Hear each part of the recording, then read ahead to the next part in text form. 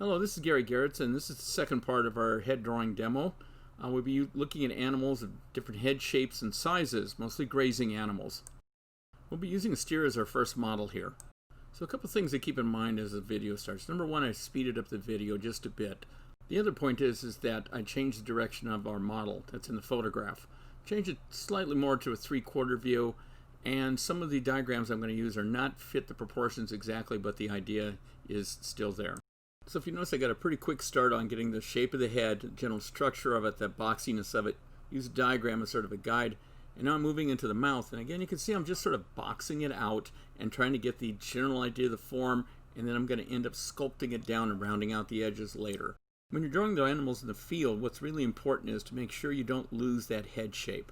Get confused about the animal moving or whatever. So whatever I put in here, what the designs I put in, will always end up fitting the bigger picture of the animal that I'm drawing. The primary information I put down is very important because everything else is going to be built around it. So keeping the boxiness of the jaw, the general overall form, and again you can see I'm between the model in the photograph and the diagram and the actual drawing I'm working on. Perhaps you can see that I have three different shapes: leaner, wider. The steer I'm working on is pretty hefty, pretty big, but make sure that you pay attention to all the different shapes of the head. There's still an organizing principle around the basic shape. Then you can see how that shape turns to forms. It has a top plane and a side plane. Some of it's rounded, a little bit more angular. Right now you can see I'm kind of plugging the ears in. If you saw the last video, you understand how that pipe form sort of fits into that socket. And so what I'm still doing is I'm designing it. And it's important that you understand and practice that because that animal is going to be moving and you're frequently not going to be able to move with it. So you're going to have to learn how to turn that volume and shape and understand where all the proportions and all the features go.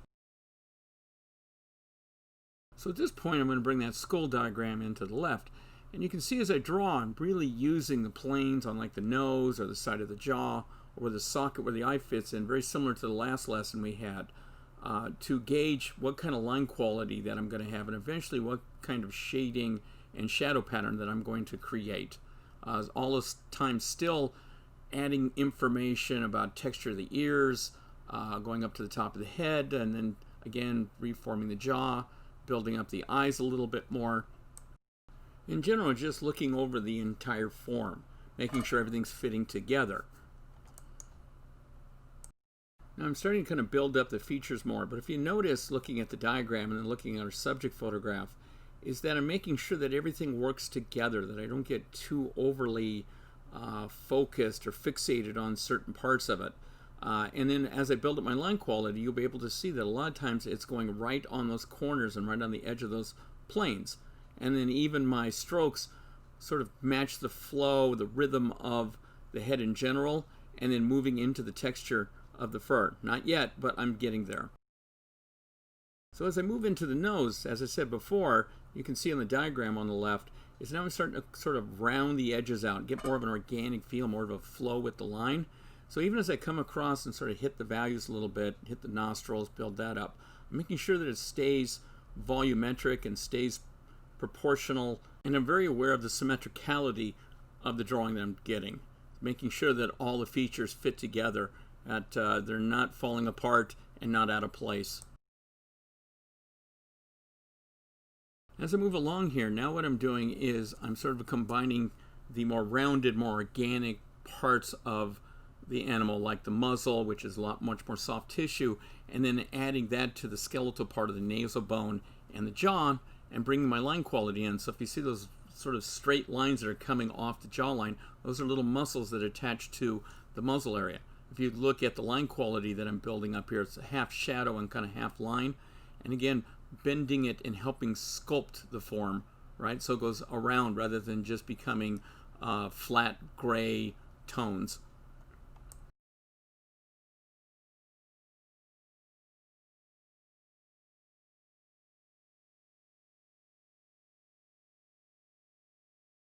One important point in this video that I want to make sure that I promote is the fact that I'm not just drawing a steer or wildebeest or a small antelope. It's the fact that you can take these forms and you can morph them into other animals, other creatures. So the diagram I have on the left is a wildebeest or a Cape buffalo skull and head and eyes.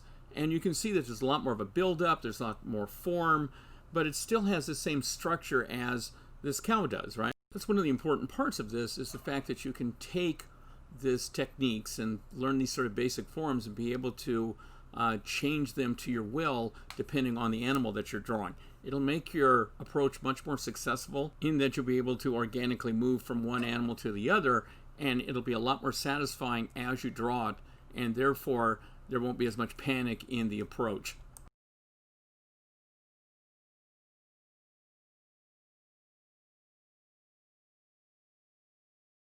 Okay, so now we're going to move back into the structure again and put this tracing paper over the top.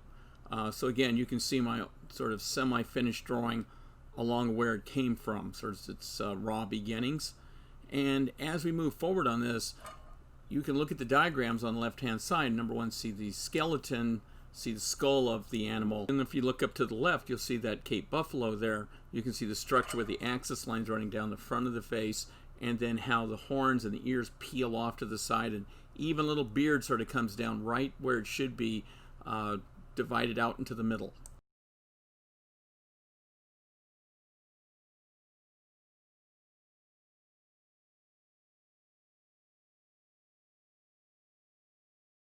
Now at this point the diagrams have changed, so if you look over to the left you'll see a very, very simple Cape buffalo that's been blocked out using just a ball for the head and a box for the muzzle, and then just locating the features rather than drawing them. Using this methodology will be able to allow you to kind of wrap your brain around the bigger forms, no matter how complex they are, and just see them as organic, larger pieces rather than detail. The detail will certainly be part of the drawing, but you'll bring it in to accentuate your design rather than overtaking it and overruling it. You may be able to see that basic shape in that photograph in the upper left-hand corner of the screen. It's very clear, very precise, but you can also see the things like the muzzle and the muscles fitting in front of the jaw, and even that sort of bony structure that leads up to the top of the head. You can see in the structured drawing those certain points that you can always go back to, like the ears and the corner of the jaw. You can always pull your design and your form and your general drawing back into those forms again. The simplified landmarks. So now I'm just going to finish it up by drawing in the darker darks, the accents, and some of the corners.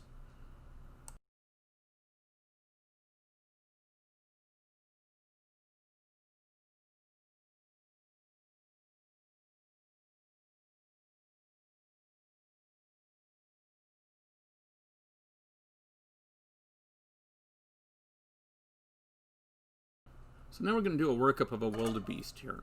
And again, as I mentioned before, is that I'm changing the view a little bit. I'm using my knowledge of the anatomy and the animal in general, changing the direction of it. But at first I'm just going to sort of like let the pencil sort of drift around. It's not an aimless drift. I'm certainly going for the proportions. I'll end up, I'm sure, sort of lengthening the muzzle out a little bit. It looks a little short right now. This is a slightly different approach from the last drawing, in that I'm really letting the pencil flow all over the paper and see the bigger design. I do that sometimes when I have an animal that has like sort of off proportions. It's not quite goes with the canon that we use, and you can kind of see that as I work this up that I'm just making sure that all the pieces fit together, kind of noticing probably that the muzzle, like I said, is a little bit too short, coming back up, redefining the horns a little, but making sure the whole design works, and just making sure that my pencil marks pick up different pieces of information, like the back. This is the neck. This is putting down the little, again, sort of gestural part of the hair, not really going in and detailing it or worrying too much about the details. I know that will come later, and especially on this animal, the hair and the fur is really going to accentuate the design. But that will come later after I make sure that I have everything in proportion and all the pieces are in the right place. So perhaps you'll notice that once again, using the blue pencil, I go across and hit the proportions. I draw the axis lines from eye to eye, across the nose, across the horns, and across the ears. So I'm making sure everything lines up, and I use those axis lines for that. They'll disappear probably back into the drawing later, but right now it's part of my organizing principle. So as I mentioned before, I'm drawing a wildebeest here, but you can see how it goes with that ram on the left-hand side. They're not that dissimilar. Perhaps the ram has a slightly longer, more triangular nose as opposed to wildebeest. It has more like a tube. And that's where that shape comes in again, that shape recognition. So even the hairs underneath the neck are sort of more as a triangle. The head's more of a triangle. The ears are sort of like elongated triangles. Certainly the horns are. But it's wrapped around some rounded area and some squared off areas to give it more sort of line dynamics, visual dynamics. Note in the diagrams on the left how you can use those to help plug in the ears and locate that. Make sure it's more volumetric rather than just looking like the horns are taped onto the head. They actually look like they fit into the skull. It's the same thing with the ears. They have the cartilage that the flanges fit into as well. Pay attention to that because that'll make your animal look a lot more realistic and believable.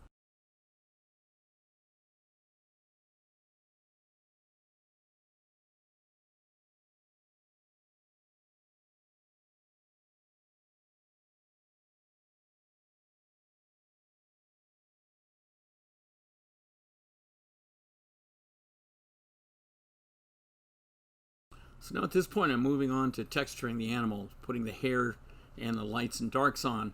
And as you may be able to notice, my pencil's constantly moving, the strokes are different. I got short hairs or shorter, more staccato kind of marks around the edge of the ear there.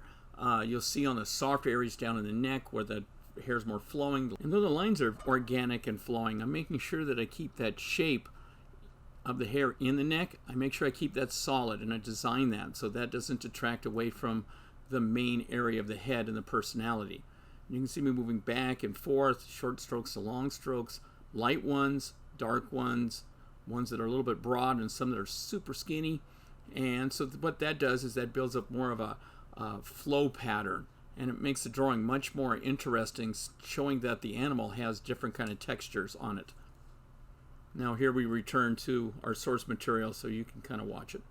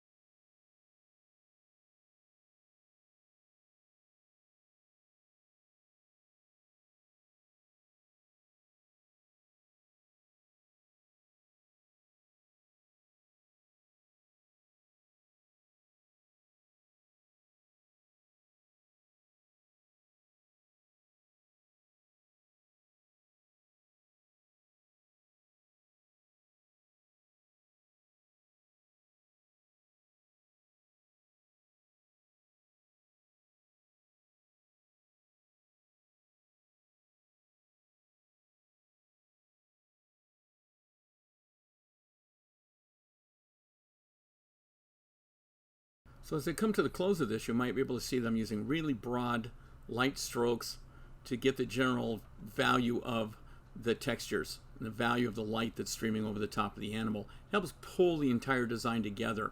It sort of makes the lines a little less important and the values a little more important. But it's a good balance between the two. That's what you want.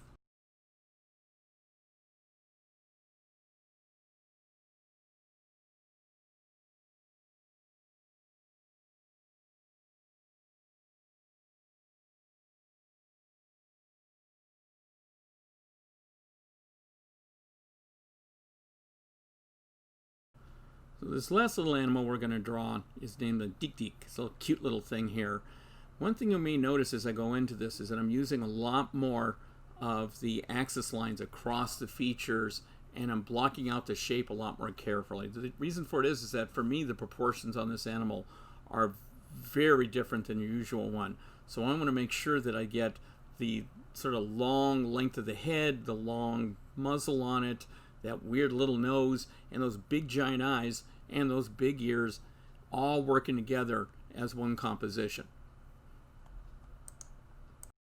It's very easy if you don't get those proportions right. If you don't give a believable sort of understructure, the whole drawing will completely fall apart the more and more you work into it, because you do have to get all of these certain unique elements of this animal working together.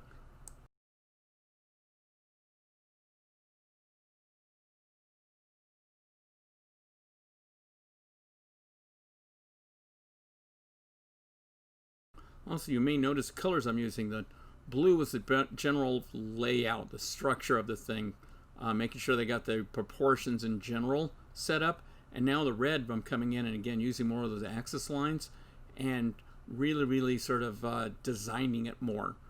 On this animal, I really have to make sure the features are all working in concert. And so those axis lines, even shaping out the nose, is a very simple object, rather than trying to draw it as a nose and the complexity of the bone and the soft tissue. Is that I just want to make sure that everything is working together for a good image and for a good drawing, right? And if you're out drawing this in a zoo, you're going to be using some of the same techniques. You're going to look for these little landmarks and then articulate them as you go farther and farther along into the drawing.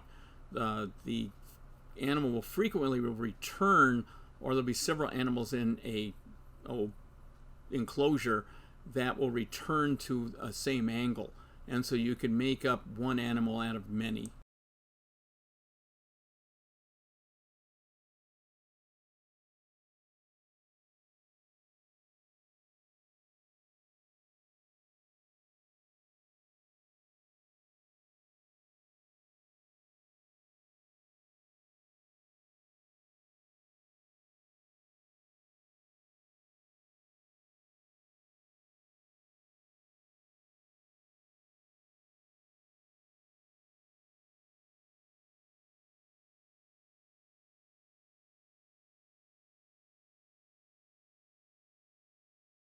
So as I use the dark pencil to come in and deal with the surface form and the textures and build that up, I put a series of drawings over on the left-hand side of different animals that you can see how you can use this methodology in relationship to these grazing animals to kind of shape and morph it into the desired animal and desired angle that you want to. The worst thing you could probably keep in mind is being very stagnant about this, is that you want to be able to, like I said, attach it like a sculpture, like be able to go into it and pull things and push things and squash things and stretch things out and make it much more of a enjoyable methodology rather than just trying to copy the animal.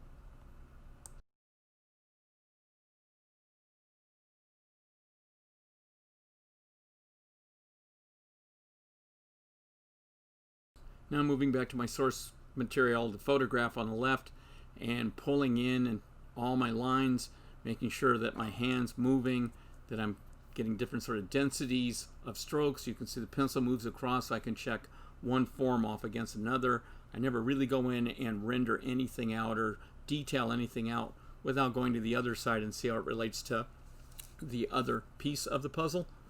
And so keeping your eye and keeping your hand moving like this, you'll be able to see different methodologies as opposed to just having one technique that you just keep going back to, and perhaps it doesn't work a lot of times. The more methodology you have, the more you're able to sort of slip and slide between different problem-solving devices, and it makes it much more of an enjoyable experience to draw this in person.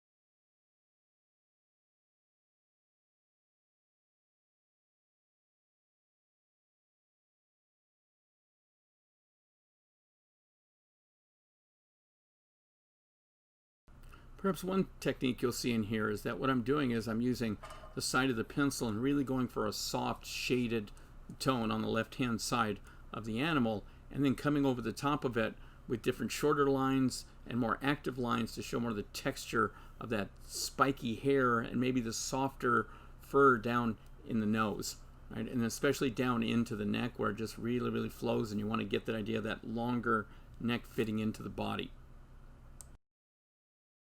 Remember out in the field that you won't be using this technique of doing a lot of rendering or a lot of like really, really long drawing, but working this methodology up allows you to the fact that when you do get out in the field and you have to draw it fast, is that you'll be able to make split-second decisions and simplify a lot on a lot of forms and details.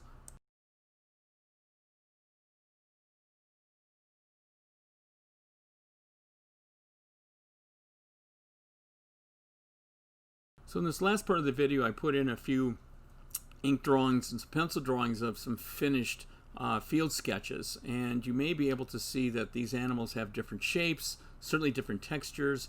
This is an ink pen drawing of a buffalo out in Wyoming. There's different gazelles that I have here and the usual gerenuks. This is done in colored pencil and ink, water-soluble pencils. So I'd like to thank you very much for watching the film, and I hope that you go in and see the other ones as well. Thank you very much. Bye.